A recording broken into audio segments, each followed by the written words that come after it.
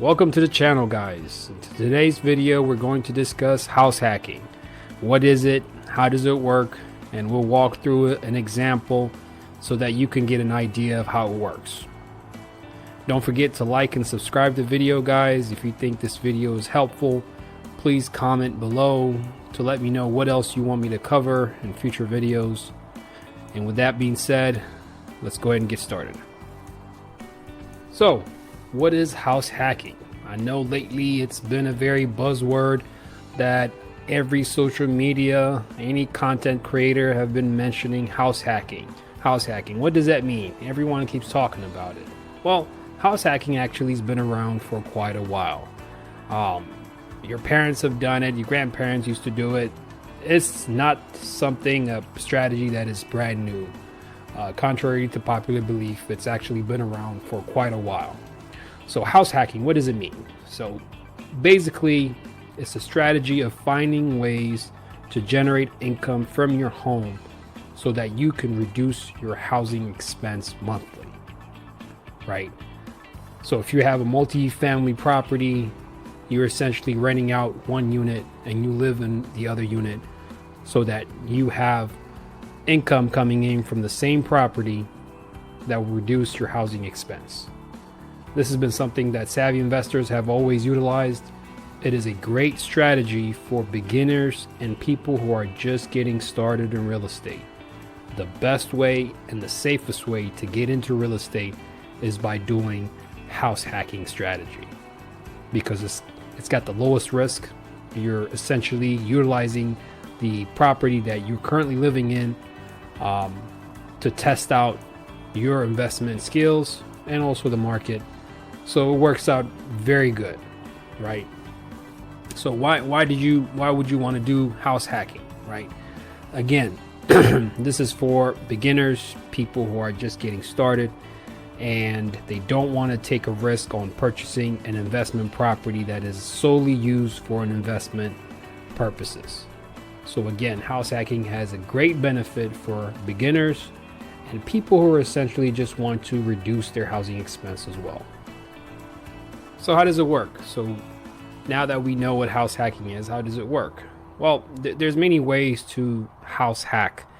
You can buy a multi-family property, a 2-unit, a duplex, and essentially live on one unit and rent out the other unit.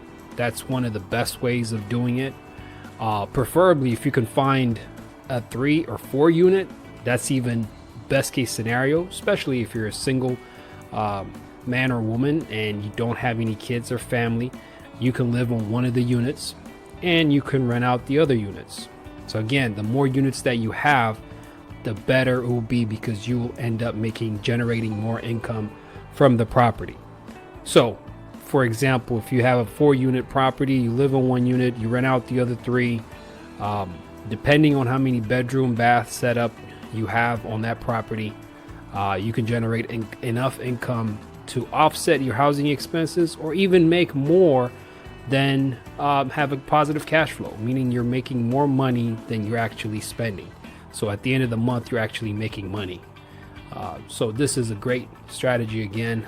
And if you purchase a property that is not a multifamily, meaning a single family home or a townhome that's got multiple bedrooms, well, ways to make money from those type of properties is to either rent out a room in your house, get a roommate, and have them pay rent for renting the room, the bedroom, or you can utilize the Airbnb strategy.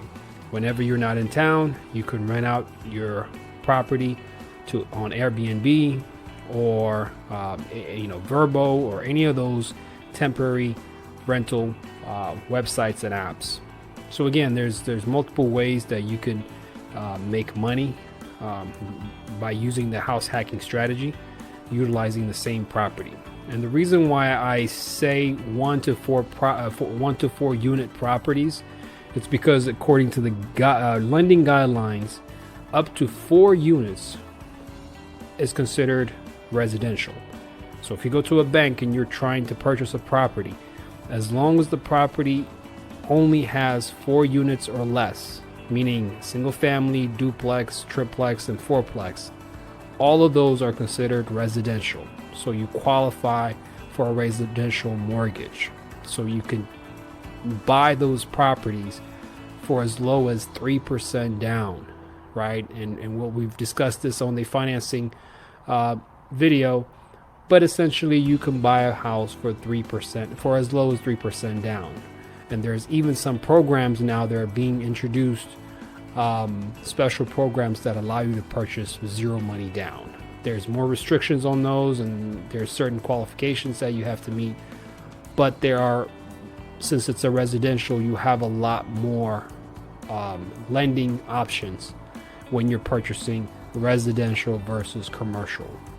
So up to 4 units, you can purchase residential and get residential type of financing with as low as 3%, even zero money down on those properties. So let's walk through an example. So we have John. John buys a 3-bedroom house for $200,000. So his payment, his mortgage payment, and this is PITI, means principal, interest, tax, and insurance. That's basically your entire housing expense. Typically, you may have a mortgage insurance depending on how much you put down, but on average, depending on the interest rate, it's $1,600. Let's just round it off at $1,600 a month. So John buys a 3-bedroom house with $1,600.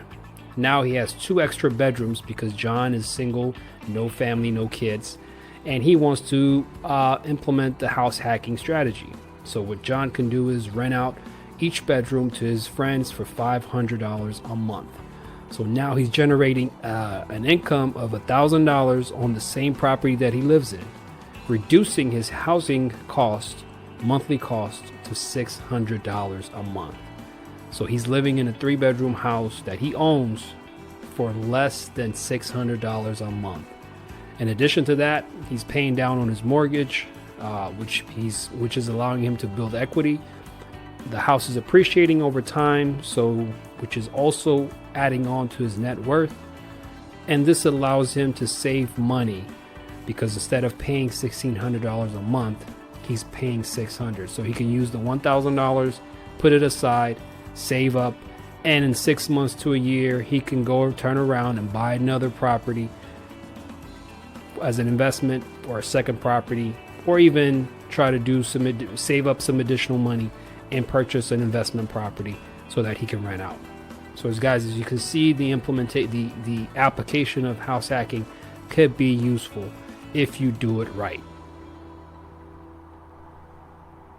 Well, that's it for this video, guys. I hope you learned some valuable information around house hacking, the benefits, how to utilize it, and how to use this as an initial way to get into real estate investing. Again, don't forget to like, subscribe, if you comment, and if you want me to make any videos or go in depth in any particular topics, please comment below. And until next time, take care.